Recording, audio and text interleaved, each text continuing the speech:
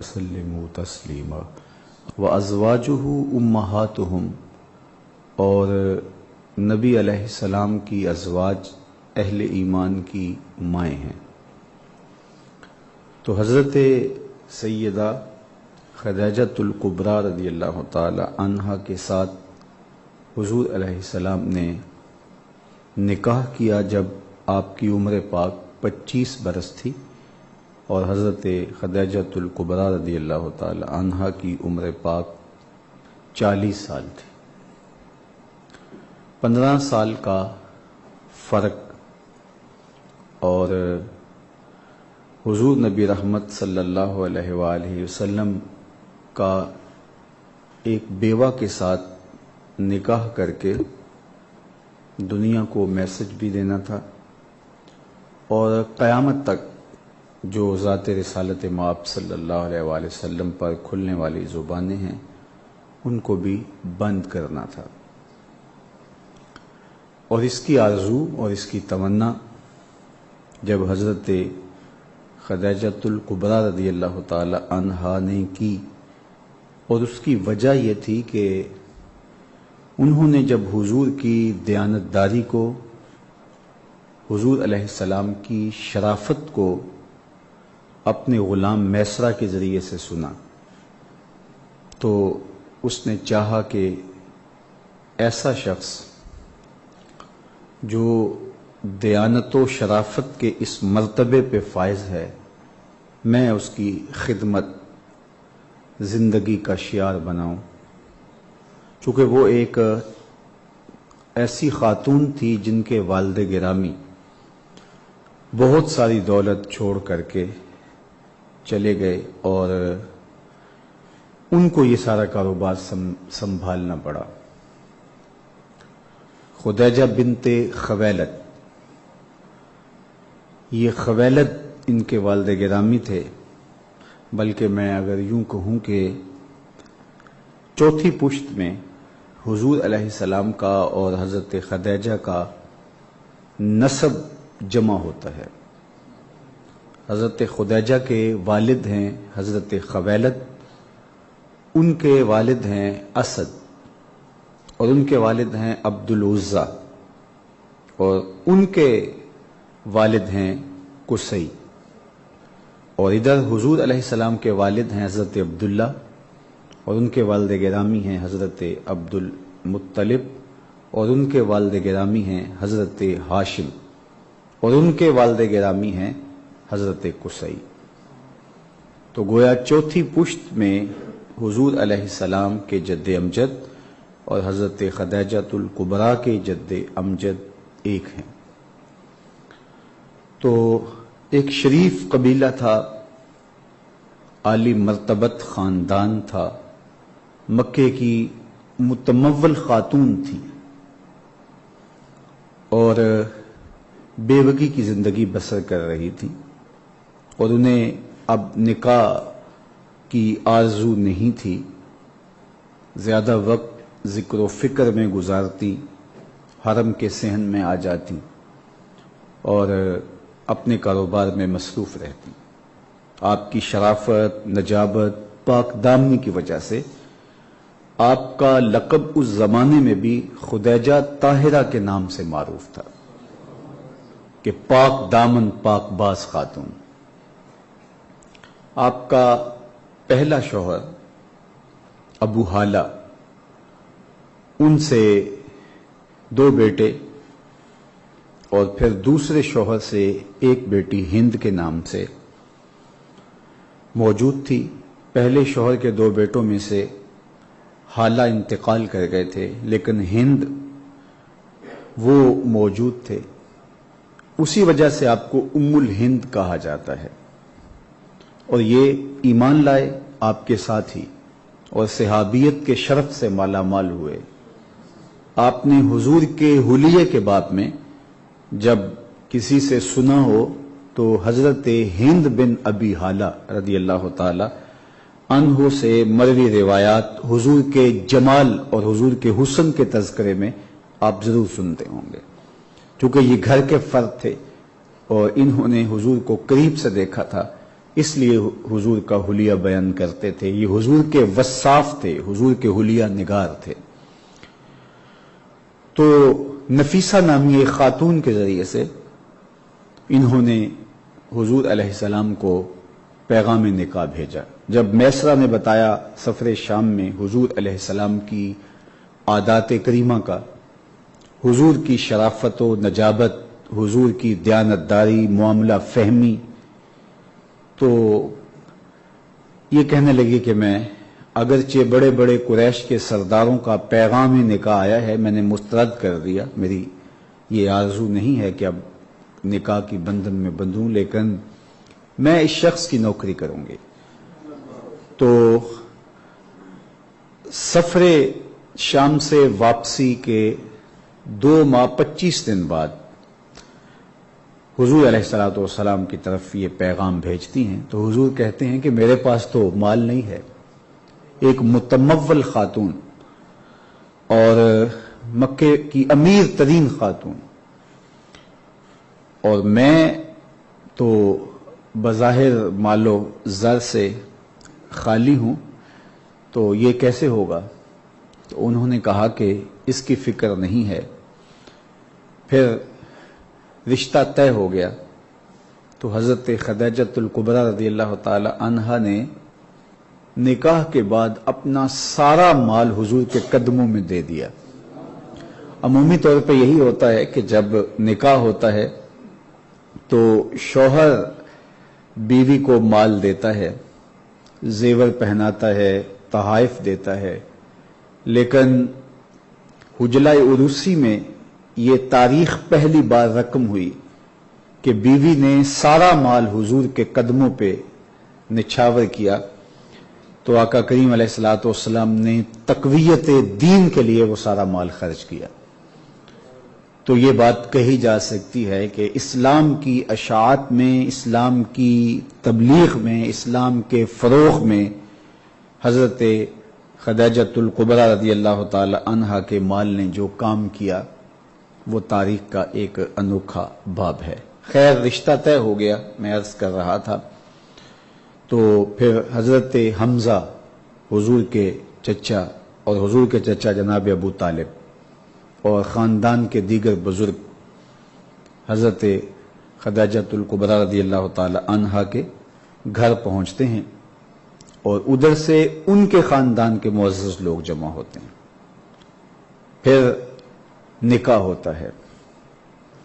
نکاح کے موقع پر حضور کے چچا جناب ابو طالب نے جو خطبہ پڑھا, میں اس کے صرف 2-3 جملے آپ کے سامنے رکھنا چاہتا ہوں, جس سے آپ کے سینے ٹھنڈے ہوں گے, آپ کی روح کو قرار ملے گا اور آپ تسکین پائیں گے. اور حضور کی نعت اور حضور کا قصیدہ سن کے اہل ایمان کو یقیناً ٹھنڈ ہی پڑتی ہے. تینو سینے دی میں ٹھنڈ آکھاں, شہد گلاب تے کھنڈ آکھاں, تینو نبیاں دا میں لاڑا آکھاں, تیرے ہجر دے وچ میں ہاڑا آکھاں. اب دیکھیے یہ 2-3 جملے سن لیجئے حضور علیہ السلام کے نکاح کے موقع پہ جو خطبہ ہوا ہے. یار وہ جب کسی کا نکاح ہوتا ہے تو بچے جوان ہوتے ہیں بعد میں, تو انہیں شوق ہوتا ہے کہ ہم ذرا ابو کے نکاح کی تقریب دیکھیں, ماں کے نکاح کی تقریب دیکھیں. تو وہ ویڈیو کے ذریعے سے جو چیزیں محفوظ ہوتی ہیں وہ ان کو دکھائی جاتی ہیں. تو بچے کتنے خوش ہو رہے ہوتے ہیں کہ یہ نکاح ہے میری ماں کا اور یہ نکاح ہے میرے باپ کا, اور یہ تقریب کی جھلکیاں ہیں. میں تمہیں تمہاری ماں کے نکاح اور تمہارے روحانی باپ کے نکاح کی تقریب کی جھلکیاں دکھانے جا رہا ہوں. تمہارا سینہ کیوں ٹھنڈا نہیں ہوگا؟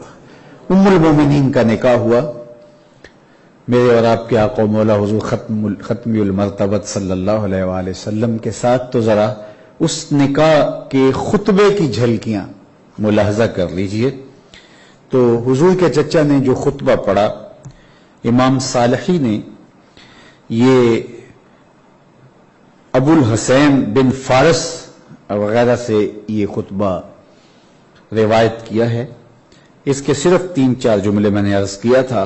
انہوں نے خطبہ پڑھا، اللہ کی حمد بولی، اور پھر کہا کہ ہمارا خاندان قریش کتنی عظمتوں کا حامل خاندان ہے، اور پھر اس کے بعد خاندانی وجاہت کو، عظمت کو بیان کرنے کے بعد اب خطبے کا عنوان حضور تک جب پہنچا تو انہوں نے کہا سما انا ابن اخی ھذا محمد بن عبداللہ، کہا کہ اس کے بعد میرا یہ بھتیجا محمد بن عبداللہ لا یوزن بہ رجل بہ شرفا و نبلا و فضلا و عقلا، کہا کائنات کے سارے لوگوں کو لا کے ترازو میں رکھ دو، عقل میں، شرف میں، وقار میں، عظمت میں کوئی شخص بھی اس کے جوڑ کا نہیں ہے. یہ حضور کے نکاح پر حضور کی عظمت کا خطبہ پڑھا جا رہا ہے. کہ اگر وزن کیا جائے تو پوری کائنات کے اندر کوئی شخص اس کے وزن کا آپ کو نہیں ملے گا. وَإِنْ كَانَ فِي الْمَالِ قِلَةٌ، اگرچہ مال ان کے پاس نہیں ہے، لیکن فَإِنَّ الْمَالَ ظِلٌّ زَائِلٌ وَأَمْرٌ حَائِلٌ، اس لیے کہ مال تو ایک ڈھلتا ہوا سایہ ہے اور ایک ختم ہو جانے والی چیز ہے، اور نہ رہنے والا ایک سرمایہ ہے جو بالآخر ختم ہو جاتا ہے. لیکن انسان کا شرف، انسان کی عظمتیں دم نہیں توڑتی، انسان کی اقدار دم نہیں توڑتی. تو کہا کہ وہ ہمارے پنجابی میں کہتے ہیں کہ کار نہیں دیکھا جاتا، ور دیکھا جاتا ہے. تو کہا کہ گھر نہ دیکھو، ور دیکھو. کائنات کے اندر کوئی محمد جیسا ہے تو لاؤ. کائنات میں کوئی ایسا نہیں ہے، شان و عظمت کے لحاظ سے، عقل و فہم کے اعتبار سے، اور شرف و منزلت کے اعتبار سے، خاندانی وجاہت سے لے کر ذاتی صفات اور کمالات تک کائنات میں محمد عربی جیسا کوئی دوسرا شخص ہی موجود نہیں ہے. رخ مصطفیٰ ہے وہ آئینہ کہ اب اس سا دوسرا آئینہ، نہ کسی کی بزم خیال میں، نہ دکان آئینہ ساز میں. یا دوسرے لفظوں میں انہوں نے یہ کہا حسنت جمیع خصالہ صلو علیہ وآلہ.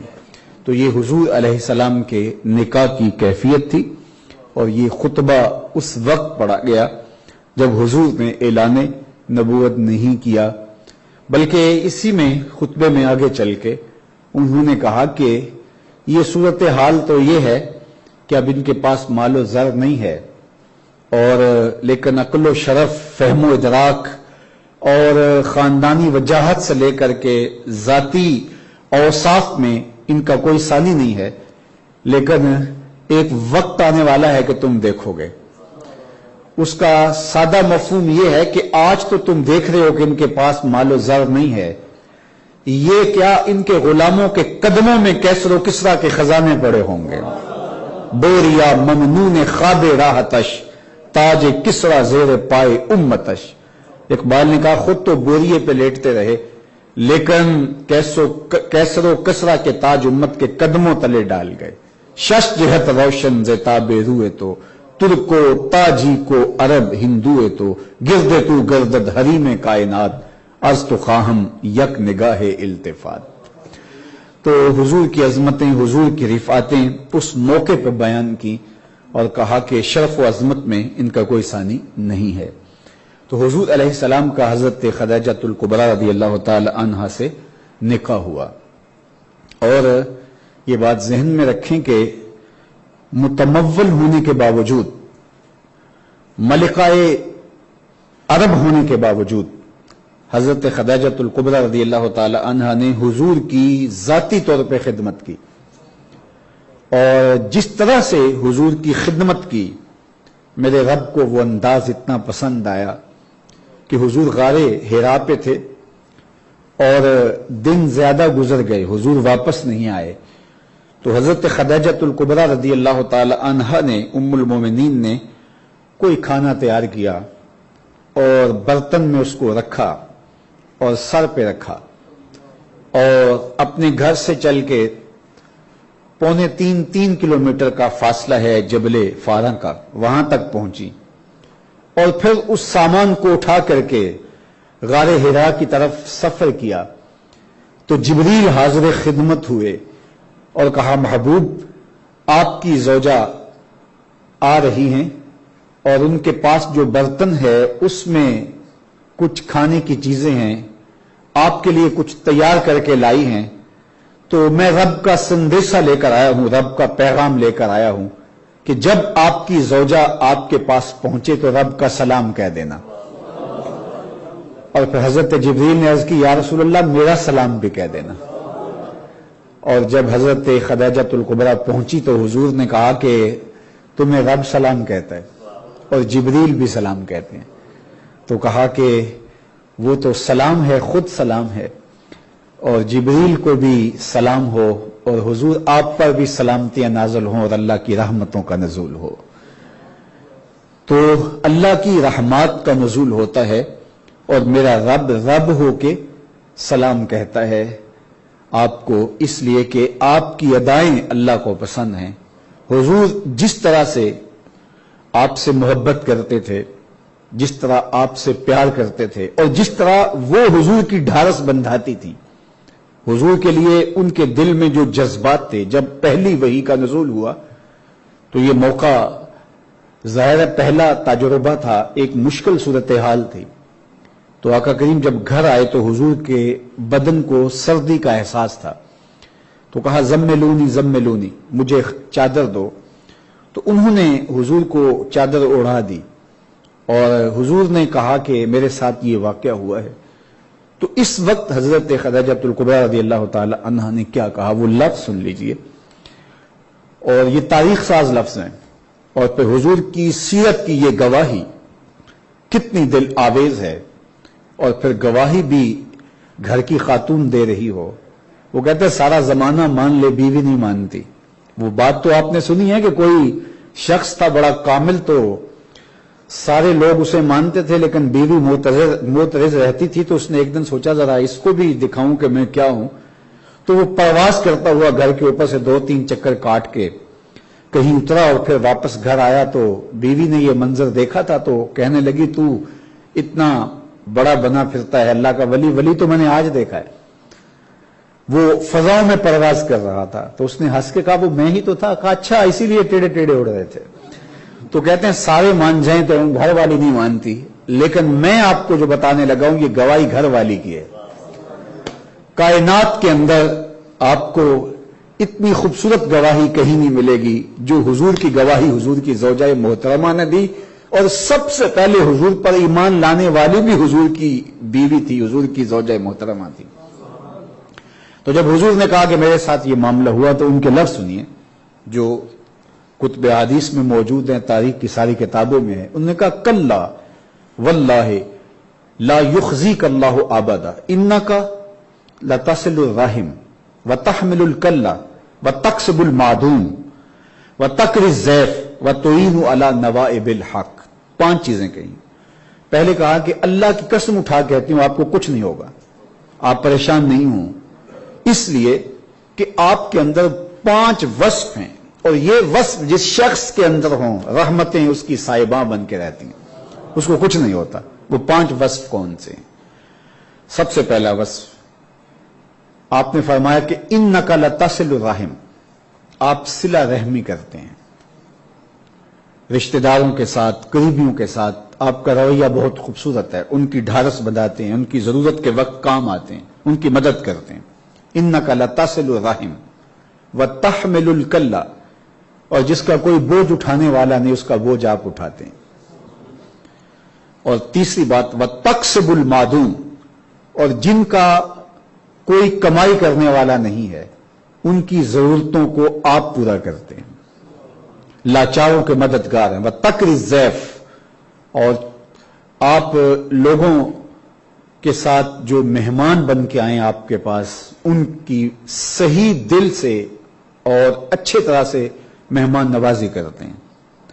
اور 5ویں چیز فرمائی کہ وَتُعِينُ عَلَى نَوَائِبِ الْحَقِّ، اور راہ حق کے اندر جو لوگ مشکل میں مبتلا ہو جائیں آپ ان کے ساتھ کھڑے ہوتے ہیں، ان کی مدد کرتے ہیں، ان کی نصرت کے لیے آپ کھڑے ہوتے ہیں، اپنی جان کی پرواہ کیے بغیر آپ ان کے ساتھ کھڑے ہو جاتے ہیں تو جس شخص کے اندر یہ وصف ہوں، یہ خوبیاں ہوں، یہ کمال ہوں تو وہ کبھی پریشان نہیں ہو سکتا. یہ اس مشکل وقت پر آپ کی تسلی تھی، آپ کی تشفی تھی. عمومی طور پہ جب شوہر ہی گھبرا جائے، گھر کا سربراہ ہی گھبرا جائے تو خواتین تو پہلے گھبرا جاتی ہیں، لیکن یہ ایک ایسی خاتون تھی کہ حضور علیہ السلام کے دل میں ایک کیفیت پیدا ہوتی ہے تو یہ اس مشکل وقت میں حضور علیہ السلام کو تسلی دیتی ہیں، تشفی دیتی ہیں اور محبت بھرے کلمات ادا کرتے ہوئے حضور علیہ السلام کی خوبصورت زندگی کا نقشہ حضور کے سامنے رکھتی ہیں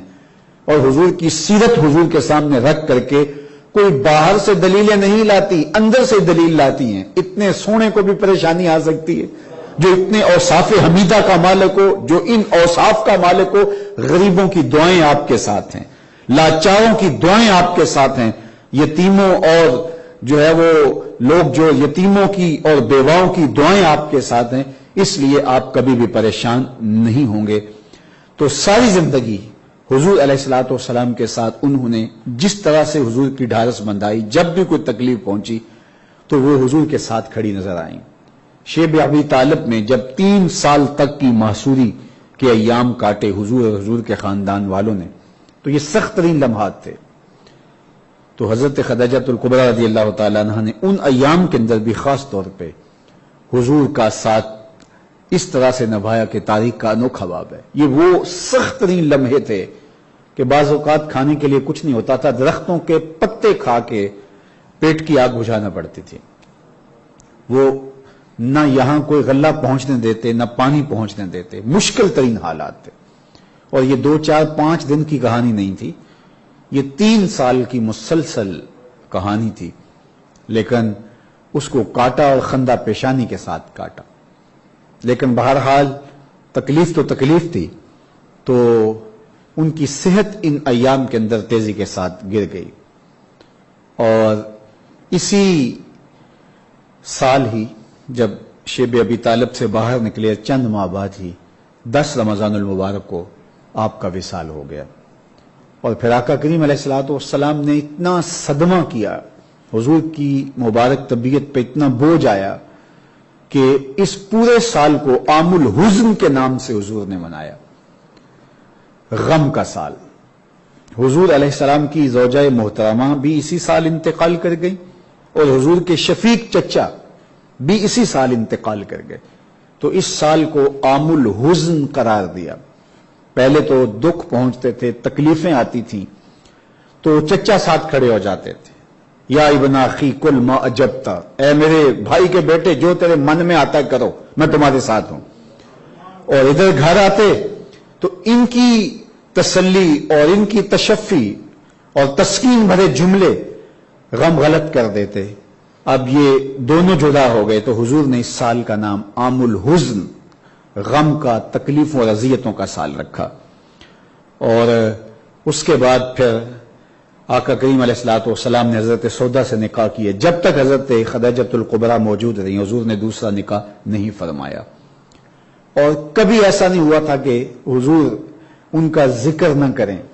ام المومنین حضرت سیدہ عائشہ رضی اللہ تعالی عنہا ان کے وصال کے 3 سال بعد حضور کے حجلہ نکاح میں آتی ہیں تو فرماتی ہیں میں نے تو ان کو دیکھا بھی نہیں تھا، لیکن کبھی کسی خاتون پر، حضور کی کسی زوجہ پر، حتیٰ کہ وہ ازواج بھی جو میرے ساتھ ہوتی، مجھے ان پر بھی کبھی رشک نہیں آیا تھا سوائے حضرت خدیجہ الکبریٰ کے. حضور کثرت کے ساتھ ان کا ذکر کرتے اور جانور لاتے، ذبح کرتے اور گوشت کے ٹکڑے حضرت خدیجہ الکبریٰ رضی اللہ تعالی عنہا کی سہیلیوں کے گھروں میں بیچتے. کبھی کوئی تحفہ آتا تو حضور اس کا ایک حصہ ان کی سہیلیوں کے لیے جو ہے وہ مختص کر دیتے، ان کو بھجوا دیتے، یہ فلاں کو دے آؤ، یہ فلاں کو دے آؤ. تو کہتے ہیں کثرت سے ذکر کرتے. تو ایک دن میں نے کہا، میرا ان سے جو رشتہ تھا، میں نے کہا حضور آپ تو ان کا ایسے ذکر کرتے ہیں جس طرح کائنات میں کوئی اور عورت تھی ہی نہیں.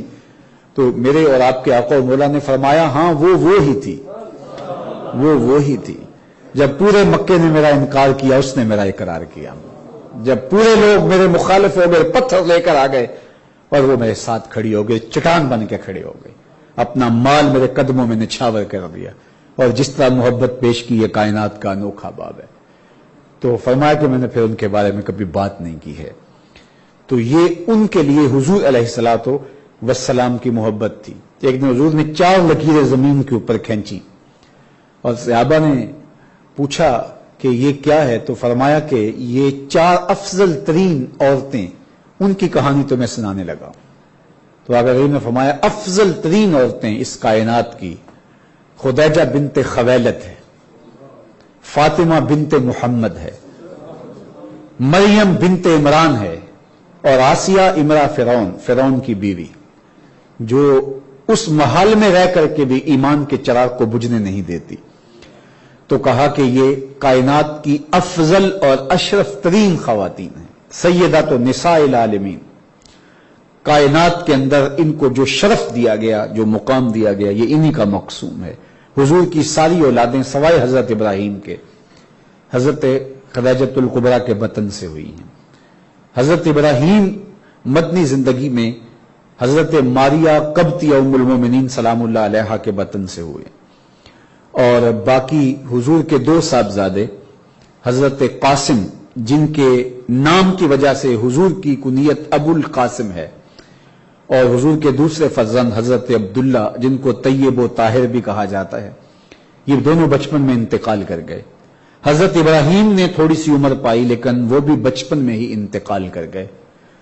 اور آقا کریم علیہ السلام نے فرمایا بھی وہ دودھ پیتے تھے، فرمایا اس کا بقیہ دودھ جو ایام رضاعت کے اندر فوت ہو گیا، ابھی دودھ پورا نہیں کیا تھا، تو بقیہ دودھ جنت میں حوریں پلائیں گی. اور کہا کہ اگر میرا بیٹا ابراہیم زندہ ہوتا تو وہ نبی ہوتا، لیکن حضور کے بعد چونکہ نبوت کا دروازہ بند کر دیا گیا ہے، اور باقی نبیوں کو یہ اعزاز دیا گیا کہ ان کے بیٹے بھی نبی ہوئے. کتنے نبی ہیں جن کی اولادیں بھی نبی ہوئیں؟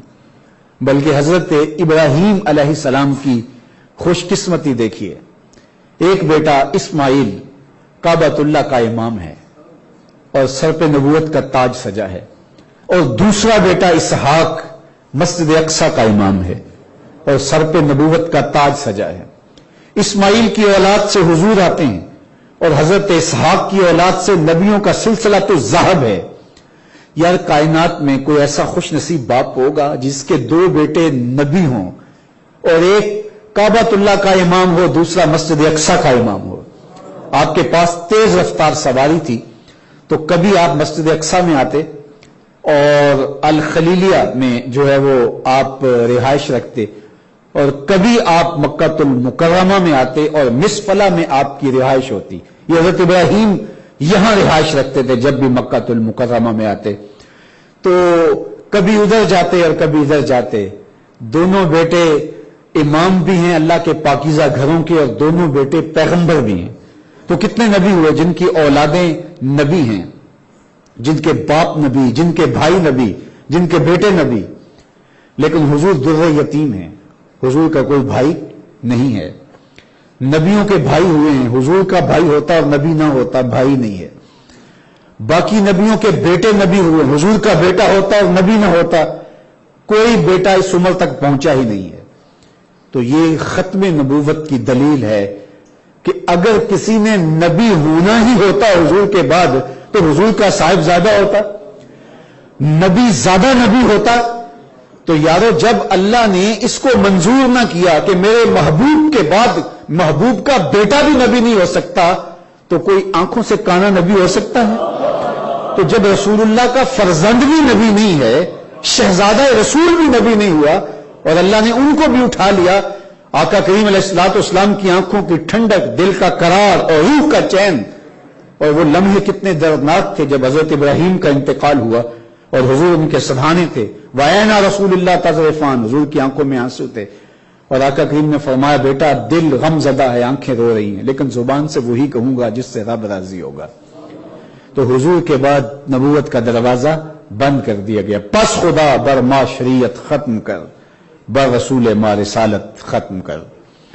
تو ساری اولاد حضور کی ام المومنین حضرت خدیجۃ الکبریٰ رضی اللہ تعالی عنہا کے بطن پاک سے ہے، سوائے حضرت ابراہیم کے.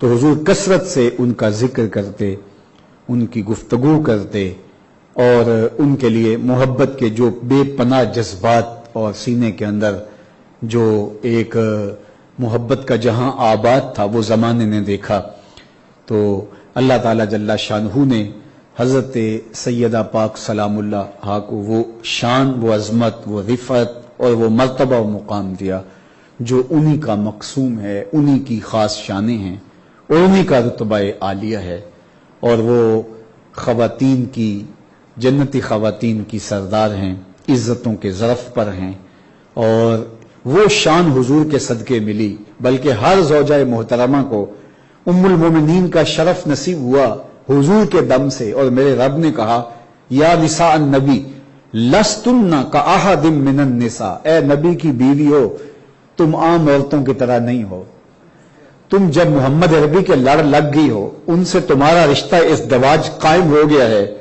تو تم عام عورتوں کی طرح نہیں ہو۔ یار جب حضور سے رشتہ ازدواج قائم ہونے سے ازواج مطہرات عام عورتوں کی طرح نہیں ہو سکتی ہیں، تو پھر امام الانبیاء کی شان کا عالم کیا ہوگا، ان کی رفتوں کا عالم کیا ہوگا؟ ان سے نسبت عزت کی اس مسند پہ بٹھاتی ہے کہ جو انہی کی نسبت کا مقسوم ہے۔ تو کہا کہ تم عام عورتوں کی طرح نہیں ہو، اور اہل ایمان کو حکم دیتے ہوئے کہا النبی اولا بالمومنین من انفسہم وازواجہم امہاتہم وازواجہ امہاتہم، نبی مومنوں کی جانوں سے زیادہ قریب ہیں، اور نبی علیہ السلام کی ازواج مومنوں کی مائیں لگتی ہے۔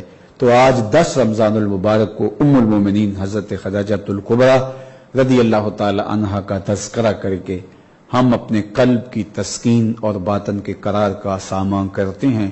یقیناً اولادوں کو ماؤں کے تذکرے خوشی دیتے ہیں اور سرشاریوں کا سبب اور ذریعہ ہوتے ہیں۔ نبی علیہ السلام ہمارے روحانی باپ ہیں۔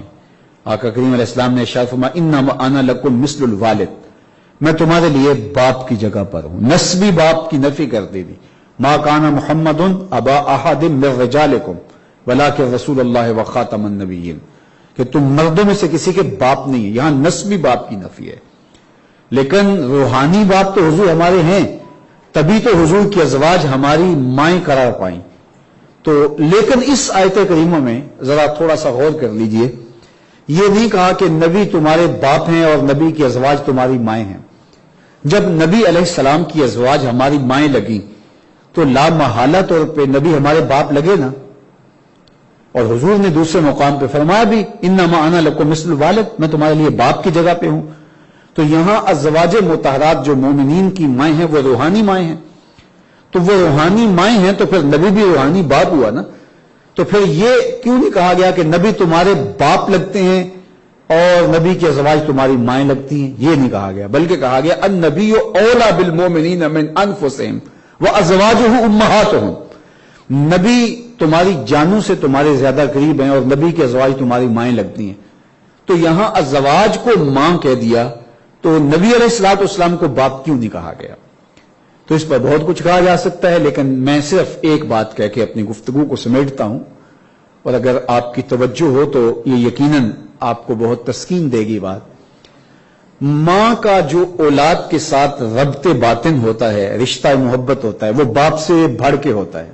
ایسا ہی ہے نا، جتنا پیار ماں کرتی ہے اور جتنا اولاد کے لیے ماں کے سینے کے اندر محبت کا موجزن جہاں آباد ہوتا ہے، جس کو ممتا کہتے ہیں، باپ بھی ٹوٹ کے پیار کرتا ہے، سب کچھ نچھاور کر دیتا ہے، خون پسینہ بہاتا ہے اولاد کے لیے، لیکن قدرت نے ماں کے سینے کے اندر اولاد کا پیار باپ کی نسبت زیادہ رکھا ہے۔ تڑپتی ہوئی ممتا باپ کی محبت سے بہرحال فزوں تر ہے، دنیا کے سارے لوگ اس پر متفق ہیں۔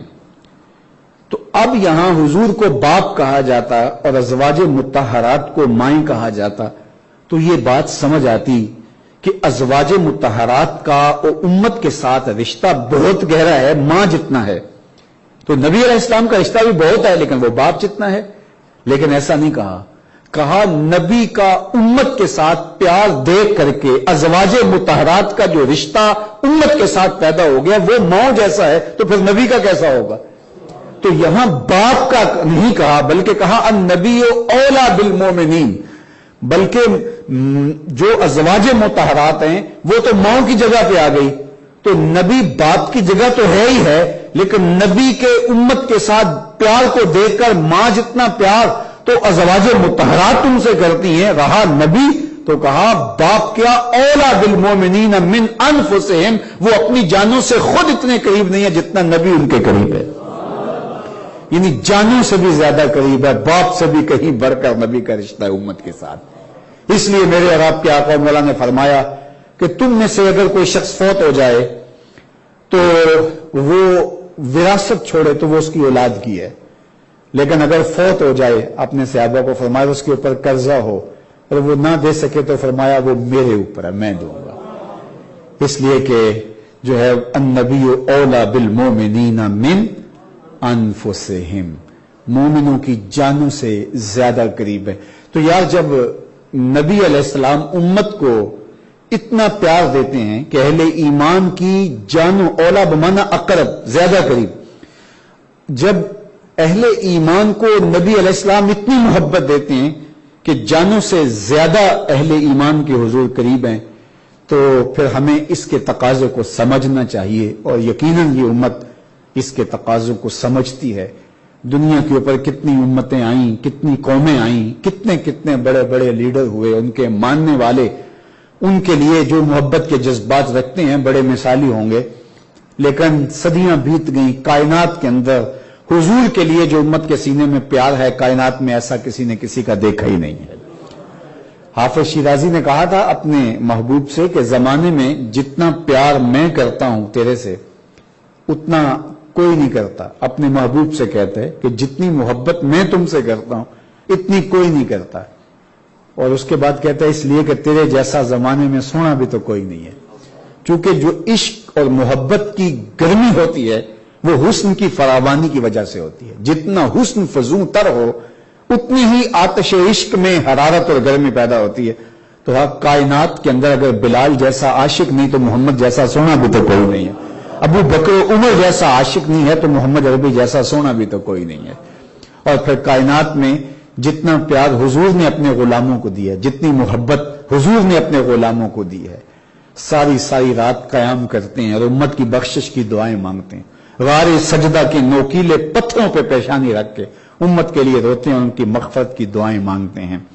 اس دنیا پہ آئے تو امت کے لیے، رہے تو امت کے لیے دعائیں، اور اس دنیا سے گئے تو حضور نے فرمایا انا فرطکم علی الحوض، میں اس لیے جا رہا ہوں کہ میں حوض کوثر پر تمہارا فرط بن کے جا رہا ہوں۔ اس لفظ سے ہم آشنا ہیں، جب کسی کا جنازہ پڑھتے ہیں تو وہاں ایک لفظ بولتے ہیں، جب بچہ ہو، چھوٹا بچہ ہو یا بچی ہو تو اس کا جنازہ پڑھتے ہوئے کہتے ہیں اللہم اجعلہ لنا فرطن، اے اللہ اس کو ہمارے لیے فرط بنا دے۔ تو فرط کیا ہے؟ قافلے کے اندر جو لوگ آگے آگے چلے اور قافلے کے پہنچنے سے پہلے جہاں قافلے نے پڑاؤ کرنا ہو، رکنا ہو، اس جگہ کو صاف کر کے ماحول اچھا بنا دیں کہ آنے والے قافلے کو کوئی تکلیف نہ پہنچے، تو ان افراد کو فرد کہا جاتا ہے جو قافلے سے بچھڑ کر پہلے آگے بڑھ کے جا کے ماحول کو صاف ستھرا بنا دیتے ہیں، ان کو فرد کہا جاتا ہے۔ تو میرے حضور نے فرمایا کہ میں پہلے اس لیے جا رہا ہوں کہ وہاں حوض کوثر کے جام بھر بھر کے رکھ دوں گا، میری امت آئے تو ان کو تکلیف نہ پہنچے۔ تو میرے اور آپ کے آقا و مولا ہمارے لیے فرط بن کے جا رہے ہیں، دنیا میں بھی رہے تو برکتوں کی ضمانت رہے، اور آخرت میں بھی گئے تو ہمارے لیے وہاں اللہ سے رحمتیں مانگ رہے ہیں۔ اللہ ہمیں حضور کی وفا کا نور عطا کرے، ہمارے باطن کو ستھرائی دے، پاکیزگی دے، روشنی دے، ہم سب کو اپنی پناہوں کے نور میں رکھے۔ وآخر دعوانا ان الحمدللہ رب العالمین۔ الحمدللہ رب العالمین والصلاة والسلام علی اشرف الانبیاء والمرسلین۔ اللہ اٹھے ہوئے ہاتھ کبھی بھی خالی نہ موڑنا، پھیلی ہوئی جھولیاں ہمیشہ اپنی رحمتوں میں، کرم نوازیوں میں، اپنی خاص عنایتوں سے بھر دینا۔ تو کریم ہے، ہم تیرے عاجز، ناتواں، کمزور بندے، ہم سب کے حال پہ رحم فرمانا، ہم سب کے باطن ستھرے کر دینا، ہم سب کے خیالوں کو پاکیزگی دینا، سوچوں کو عفت عطا کرنا۔ اللہ ہمارے اندر کے سارے عیب، نقص، کمزوریاں اپنے کرم سے دھو ڈال، ہمارے نامہ اعمال کی سیاہیوں پر عفو و کرم کا قلم پھیر دے، ہمارے باطن ستھرے، پاک اور عفیف فرما دے۔ اللہ میرے وطن کی خیر فرما، اللہ میرے ملک کو امن عطا کر دے، یہاں بیماریوں کو دور فرما دے، پوری دنیا کے اوپر جو وبائیں پھیلی ہیں اپنے کرب سے اللہ اپنے فضل اور کرم سے ان کو بہت جلد دور فرما دے، پوری دنیا کی رونقیں بحال فرما دے۔ اللہ اپنا خاص کرم فضل ہم سب کا مقسوم کر دے، جتنے لوگ دور و نزدیک سے آئے ہیں اور جتنے لوگ میرے مالک پوری دنیا کے اوپر بیٹھ کے اس نشست میں شریک ہوئے اور دعا پر آمین آمین پکار رہے ہیں، اللہ ان سب کی دعائیں مستجاب فرما، جو دعائیں ہیں، جو آرزویں ہیں، جو تمنا ہیں اپنے کرم سے قبول فرما لے۔ صلی اللہ تعالی علیہ